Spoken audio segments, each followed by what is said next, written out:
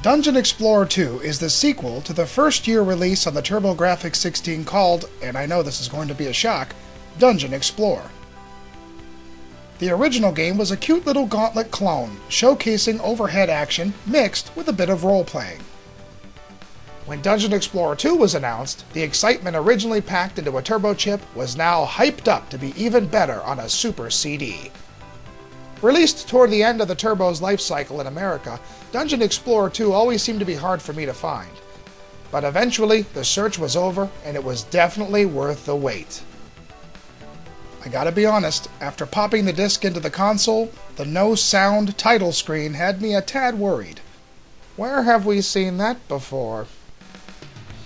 But this was short-lived, as it immediately changed to an awesome introductory sequence revealing each character and providing a quick overview of the upcoming quest. Sweet. After pressing run, we then choose from 8 different characters to play as. Each has his or her own weapon, strengths, and limitations, and a unique usage of black and white magic. This time the game even names each of the characters, such as Ephraim the Wizard, Alex the Fighter, and Fina the Elf. After making the appropriate character selections, the game starts with another long animated sequence, showing off the story past and present. In the first game, the evil Natos was defeated, restoring peace to the land of Odessia. A half-century later, this harmony and bliss is about to come to an end, as Phades, known as the Evil One, I'm guessing he's the bad guy, brings Natos back from the dead. And what else would Natos do when he first comes back to life? Well, steal the Aura Stone again, of course, making him and his evil army extremely powerful. The country west of Odessia, Solace, is now under attack, and the king's daughter has been kidnapped. 8 brave warriors volunteer to enter the treacherous dark maze and bring her back alive. Well, thank goodness, or else we really wouldn't have a game, would we?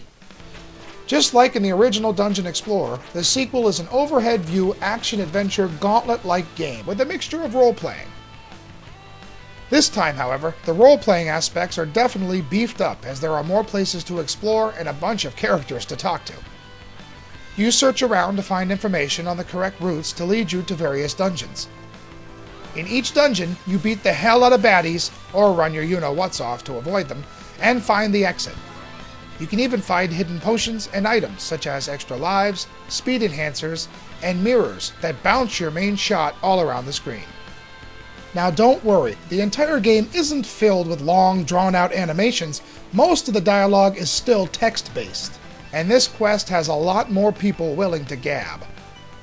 Talking to this guy in red is always helpful, but where the hell does he come from? He's all over the place. Now I realize he's the last of his kind and he's just trying to be helpful, but can we say stalker? And what the hell is this guy doing? Oh, never mind. The enemies come in large numbers, materializing out of various generators, which can also be destroyed. Some enemies will also leave behind a potion or something special for you to collect, but be careful, they can be destroyed as well. Most dungeons have a boss or two to fight. These bosses leave behind crystals that level up your character, and also, based on what color they are, increase your character's various abilities. The bosses this time around are a little more diverse and seem to have often multiple attacks. Their difficulty increases as the game goes on, but once again, none of them are overly or frustratingly difficult. I love the Dracula-like enemy who attacks in various ways and disappears into the dark in his final form. Very cool. There are a lot more dungeons to explore in this one, and I mean a lot. The game also has a lot of variety in the number of traps each area has, so the gameplay isn't just a matter of destroying all the enemies on screen or just finding the exit. You have to avoid spikes, flames, movable pinch points. Ouch! The dungeons this time around also seem to have a much more maze-like structure, as they often take some time to get out alive. Along the way, you'll find areas you need to unlock, in a sense, in order to progress, such as here. Until you defeat a certain boss, this guy won't help you across the river. You need to prove yourself to him. Well, bite me. I should just steal the damn thing. As you progress, you can also unlock certain characters to play, such as Gwen, Miriam, and the Mechanical Man. Other places you can visit include the royal libraries that give you additional information on characters and villages, bars that replenish your life meter, and Sharkies, who challenges you to a hand of blackjack and can help you stock up on extra lives. Of course, win some, lose some. You also have the ability to switch characters in mid-game by finding just the right area. This is a wonderful thing, as it allows you to use strategy and select what character will work best with what stage. Yeah, let's get rid of Seppi right now. To make traveling easier, a wizard scattered around the game will send you back to previous locations.